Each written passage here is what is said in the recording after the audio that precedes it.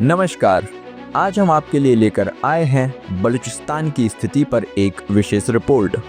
पाकिस्तान के सबसे बड़े प्रांत बलूचिस्तान में हाल के वर्षों में हिंसा, अशांति और मानवाधिकार उल्लंघन के मामले लगातार सामने आ रहे हैं।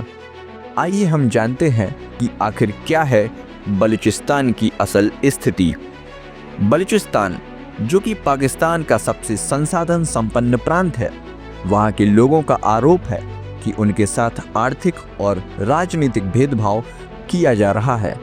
बलूच राष्ट्रवादी समूहों का कहना है कि पाकिस्तान सरकार उनकी प्राकृतिक संसाधनों का दोहन तो कर रही है, लेकिन विकास के नाम पर उन्हें कुछ नहीं दिया जा रहा। हाल ही में बलूच विद्रोही समूहों और पाकिस्तानी सेना के बीच झड़पें भी बढ़ी हैं। स्थानीय लोगों का आरोप है कि सुरक्षा बलों द्वारा जबरन गायब किए जाने यानी कि एनफोर्स्ड डिसअपीयरेंसेस और अत्याचार के मामले बढ़ रहे हैं। अंतर्राष्ट्रीय मानवाधिकार संगठनों ने भी बलूचिस्तान में मानवाधिकार हनन को लेकर पाकिस्तान सरकार की आलोचना की है। वहीं पाकिस्तान सरकार का कहना है कि यहाँ की अशांति के पीछे विदेशी ताकतों का हाथ है और वह प्रांत में शांति बहाल करने के लिए प्रयासरत है। बलूचिस्तान की समस्या दशकों पुरानी है, लेकिन अब यह मुद्दा अंतर्राष्ट्रीय स्तर पर भी चर्चा में आ रहा है। आइए हम जानते हैं कि बलूचिस्तान के लोगों और राष्ट्रवादी समूहों की प्रमुख मांगें आखिर क्या हैं। नंबर 1, ऑटोनॉमी और इंडिपेंडेंस यानी कि स्वायत्तता एवं आज़ादी।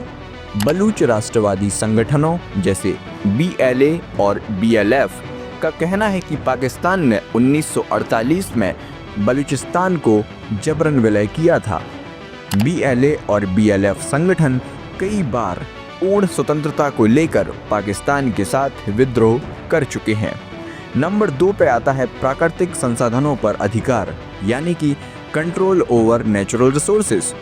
बलूचिस्तान पाकिस्तान का सबसे संसाधन समृद्ध प्रांत है। वहाँ पर गैस, सोना, तांबा एवं कोयला जैसे मुख्य संसाधन पाए जाते हैं।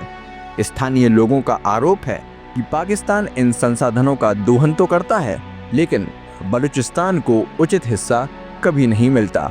नंबर 3 पर बात करेंगे आर्थिक न्याय यानी कि इकोनॉमिक जस्टिस की। बलूचिस्तान पाकिस्तान का सबसे गरीब प्रांत है, भले ही यहाँ प्राकृतिक संपदा सबसे भरपूर ही क्यों ना हो। CPEC यानी कि चाइना पाकिस्तान इकोनॉमिक कॉरिडोर परियोजनाओं से स्थानीय लोगों को लाभ नहीं मिल रहा है। नंबर 4 पर हम बात करते हैं मानव अधिकार ह्यूमन राइट्स वायलेशंस की।